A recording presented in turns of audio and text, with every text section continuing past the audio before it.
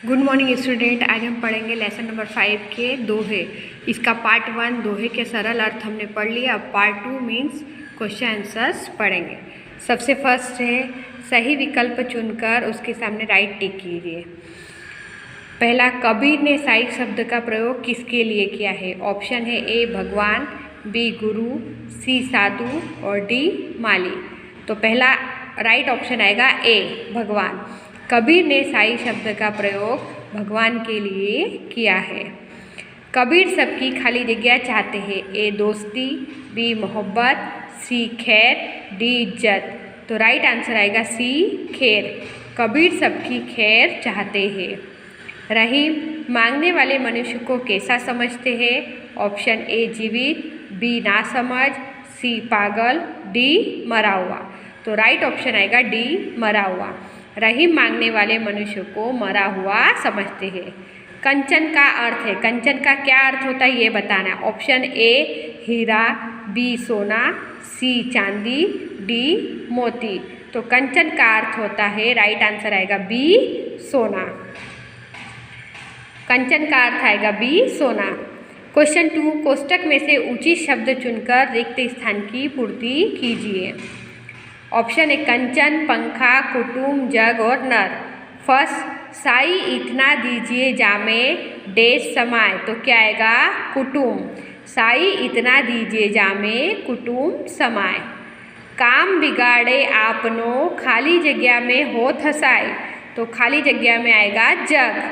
काम बिगाड़े आपनो जग में होत हसाए। थर्ड, रहीमन वे खाली जगह मर चुकी है जे कहूँ मांगन जाई। तो खाली जगह में आएगा नर। रहीमन वे नर मर चुके हैं जे कहूँ मांगन जाही। फोर्थ, तुलसी वहाँ न जाइए खाली जगह बरसे में। तो खाली जगह में आएगा कंचन। तुलसी वहाँ न जाइए कंचन बरसे में। कंचन मीन्स सोना होता है। बिना डुलाए न मिले जो खाली जगह को पौन। तो खाली जगह में आएगा पंखा। बिना डुलाए न मिले जो पंखा को पौन। फिर सही वाक्यांश चुनकर विधानों को पूर्ण कीजिए। फर्स्ट, उसे पछताना पड़ता है जो अ काम से जी चुराता है, ब दूसरों से पूछे बिना काम करता है और क बिना सोचे काम करता है। तो राइट आंसर आएगा क, बिना सोचे काम करता है। उसे पछताना पड़ता है जो बिना सोचे काम करता है। दूसरा, चंदन वृक्ष में सांपों का विष नहीं फैलता क्योंकि अ वह उत्तम प्रकृति का होता है, ब वह ठोस होता है और क पेड़ की छाल मोटी होती है। तो राइट आंसर आएगा अ वह उत्तम प्रकृति का है। तो चंदन वृक्ष में सांपों का विष नहीं फैलता क्योंकि वह उत्तम प्रकृति का है। तीसरा, विद्या भी एक धन है क्योंकि उसे पुस्तकें खरीद कर ही पाया जाता है, ब वह उद्यम करने पर ही प्राप्त होती है और क उसे पाने के लिए धन जरूरी है। तो राइट ऑप्शन आएगा ब वह उद्यम करने पर ही प्राप्त होती है। तो विद्या भी एक धन है क्योंकि वह उद्यम करने पर ही प्राप्त होती है। मतलब विद्या धन जो है वो हमें परिश्रम करने पर ही प्राप्त होता है। इसके बाद हम पढ़ेंगे क्वेश्चन आंसर। एक एक वाक्य में उत्तर। निम्नलिखित प्रश्नों के उत्तर एक एक वाक्य में दीजिए। कबीर अपने द्वार से किसे भूखा नहीं जाने देना चाहते हैं? तो कबीर किसी साधु या फकीर को अपने द्वार से भूखा नहीं जाने देना चाहते। कबीर किसी साधु या फकीर को अपने द्वार से भूखा नहीं जाने देना चाहते हैं। जग में किसकी हंसी होती है? जग में उसकी हंसी होती है जो बिना विचारे काम करता है और असफल होता है। जग में उसकी हंसी होती है जो बिना विचारे काम करता है और असफल होता है। कबीर किस तरह के व्यक्ति है? कबीर इस तरह के व्यक्ति है जिसकी न किसी से दोस्ती है और न ही किसी से दुश्मनी। कबीर इस तरह के व्यक्ति है जिसकी न किसी से दोस्ती है और न किसी से दुश्मनी। कुसंग किनका कुछ नहीं बिगाड़ सकता? कुसंग उत्तम प्रकृति वालों का कुछ भी नहीं बिगाड़ सकता। कुसंग उत्तम प्रकृति वालों का कुछ भी नहीं बिगाड़ सकता। हीरा बड़ा क्यों है? हीरा बड़ा है क्योंकि वह अपनी कीमत स्वयं नहीं जानता है। हीरा बड़ा है क्योंकि वह स्वयं अपनी कीमत हीरा बड़ा है क्योंकि वह अपनी कीमत स्वयं नहीं बताता। तुलसीदास जी प्रेम और धन में से किसे महत्व देते हैं? तुलसीदास जी प्रेम और धन में से प्रेम को महत्व देते हैं। तुलसीदास जी प्रेम और धन में से प्रेम को महत्व देते हैं। विद्याधन किसे मिलता है?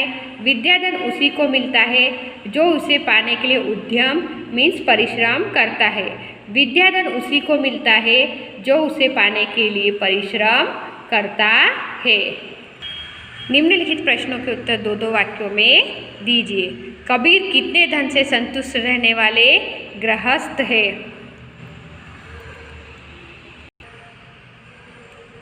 कबीर कितने धन से संतुष्ट रहने वाले गृहस्थ है? कबीर उतने ही अन्न और धन से संतुष्ट रहने वाले गृहस्थ है जिसमें उनके कुटुंब का गुजारा हो, ना वह भूखा रहे और ना कोई साधु फकीर उनके दरवाजे से भूखा जाए।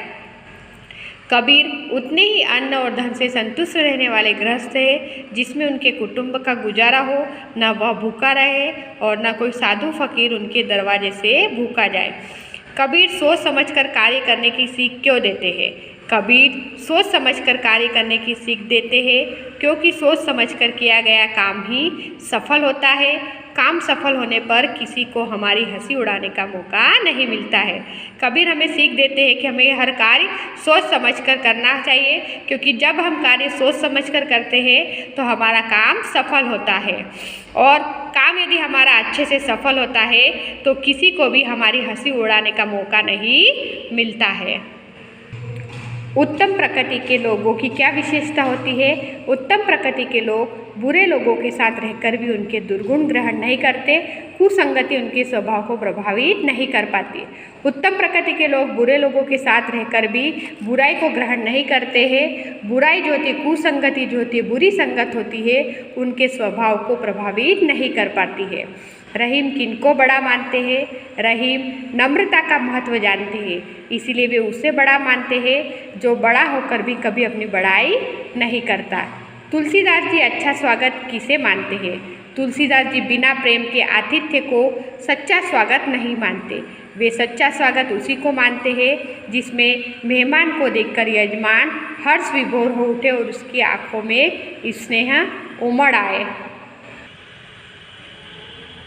क्वेश्चन 6, निम्नलिखित प्रश्नों के उत्तर लिखिए। फर्स्ट, कबीर साई से कितना मांगते हैं? कबीर संग्रह करना उचित नहीं समझते। वे भगवान से उतना ही अन्न और धन मांगते हैं जितना उनके परिवार के निर्वाह के लिए आवश्यक है। उनके परिवार में कोई भूखा न रहे और दरवाजे पर आया हुआ कोई साधु फकीर भी भूखा न जाए। कबीर इससे अधिक पाने की इच्छा नहीं करते। क्वेश्चन 2, बिना सोचे कार्य करने से क्या होता है? सोच समझकर कार्य करना ही बुद्धिमानी है। बिना सोचे समझे कार्य करने से कार्य बिगड़ जाता है। कार्य बिगड़ने से पछतावा होता है। इतना ही नहीं, दुनिया में हंसी होती है। लोग तरह तरह के ताने मारकर मजाक उड़ाते हैं। इस तरह बिना सोचे समझे कार्य करने वालों को उसका बुरा परिणाम भोगना पड़ता है। क्वेश्चन 3, चंदन और भुजंग के उदाहरण द्वारा रहीम क्या कहते हैं? रहीम मानते हैं कि उत्तम स्वभाव वाला व्यक्ति बुरे लोगों के साथ रहे तो भी उनसे प्रभावित नहीं होता। चंदन के पेड़ पर सांप लिपटे रहते हैं, परंतु चंदन में उन सांपों का विष व्याप्त नहीं होता। सांपों के साथ रहकर भी चंदन उनके विष से अछूता ही रहता है। इस प्रकार चंदन और भुजंग के उदाहरण द्वारा रहीम कहते हैं कि अगर व्यक्ति उत्तम कोटि का है तो वह संसार में रहकर यहाँ की बुराइयों से अलिप्त रहता है। क्वेश्चन 4, रहीम बड़े लोगों की क्या विशेषता बताते हैं? रहीम कहते हैं कि बड़े लोग कभी अपने मुख से अपनी बड़ाई नहीं करते। वे कभी बड़े बोल नहीं बोलते। बड़ी बड़ी बातें करना, अपना बड़प्पन दिखाना उनके स्वभाव में नहीं होता। जैसे हीरा कीमती रत्न होता है पर स्वयं अपनी कीमत नहीं बताता है, उसी तरह बड़े लोग खुद कभी अपनी प्रशंसा नहीं करते हैं। क्वेश्चन नंबर 5, तुलसीदास जी किनके घर नहीं जाना चाहते? तुलसीदास जी अपनेपन की भावना को बहुत महत्व देते हैं। वे कहते हैं कि जिस घर के लोग हमें आया हुआ देखकर हर्ष का अनुभव न करें, हमें देखकर जिनकी आंखों में स्नेह की चमक न पैदा हो, उस घर में भले सोना बरसता हो फिर भी वे वहाँ नहीं जाना चाहते। क्वेश्चन 6, इस इकाई के दोहों में से आप कौन से सद्गुण ग्रहण करेंगे? इस इकाई में संत कबीर, कवि रहीम और संत तुलसीदास जी के दोहे दिए गए हैं। कबीर की सीख है कि हम आवश्यकता से अधिक पाने की इच्छा न रखें, जो भी काम करें सोच समझ कर करें, अपने मुख से अपनी प्रशंसा करने से बचें, बिना स्वार्थ के सबका भला चाहे। रहीम जी सीख देते हैं कि हम दूसरों से कुछ भी न मांगे, अपने स्वभाव को हमेशा उत्तम बनाए रखें, अपने मुख से अपनी प्रशंसा करने से बचे, बिना स्वार्थ के सबका भला चाहे। रहीम जी सीख देते हैं कि हम दूसरों से कुछ भी न मांगे, अपने स्वभाव को हमेशा उत्तम बनाए रखें। तुलसीदास जी प्रेम को धन से अधिक महत्व देते हैं। वे विद्या धन पाने के लिए परिश्रम करना जरूरी समझते हैं। इस प्रकार इस इकाई के दोहों से हम दान प्रियता, संतोष, समानता, सत्संगति, विनम्रता, परिश्रम, प्रेम, पुण्य, आतिथ्य आदि सद्गुण सीखते हैं। क्वेश्चन 7, यदि भगवान आपको कुछ मांगने के लिए कहे तो आप क्या मांगना चाहेंगे? यदि भगवान मुझे कुछ मांगने के लिए कहे तो मैं उनसे कहूँगा, प्रभु मेरी बुद्धि इतनी तीव्र हो जाए कि कठिन विषय भी मुझे सरल लगे। आपकी कृपा से स्वस्थ शरीर और ऐसी तीक्ष्ण बुद्धि पाकर मैं व्यापार के क्षेत्र में अच्छा यश पाऊँ और अपने माता पिता तथा अन्य स्वजनों को किसी तरह का दुख न पहुँचने दूँ। इतना ही नहीं, मैं समाज की सेवा करने में भी समर्थ बन सकूँ और अपने देश को भी कुछ लाभ पहुँचा सकूँ। इस प्रकार मैं भगवान से अपने परिवार, समाज और देश को सुखी बनाने की शक्ति और सामर्थ्य मांगूंगा। क्वेश्चन 8, अच्छे व्यक्ति की संगति से आपको क्या लाभ हो सकता है? अच्छे व्यक्ति की संगति से मैं अपनी बुरी आदतें छोड़ सकूंगा, मेरा चरित्र अच्छा बनेगा, मेरे विचार अच्छे बनेंगे, मेरी बुद्धि अच्छी होगी, मैं समय का सदुपयोग करूंगा। दुर्व्यसनों में धन और शरीर की बर्बादी होती है। अच्छे व्यक्ति की संगति मुझे इस बर्बादी से बचाएगी, उससे मुझे अपने निर्धारित लक्ष्य की ओर बढ़ने की प्रेरणा मिलेगी, सभी बाधाओं को दूर करने के उपाय मिलेंगे, सुख शांति से रहने का तरीका मिलेगा। इस प्रकार अच्छे व्यक्ति की संगति हर तरह से मेरे लिए वरदान सिद्ध होगी। क्वेश्चन 9, लोग धर्म के नाम पर कौन कौन से आडंबर करते हैं? लोग धर्म के नाम पर दाढ़ी बढ़ाते हैं, सिर पर जटा जूट रखते हैं, तरह तरह के तिलक करते हैं, अलग अलग तरह की मालाओं से जप करते हैं, गले में तरह तरह की मालाएं धारण करते हैं।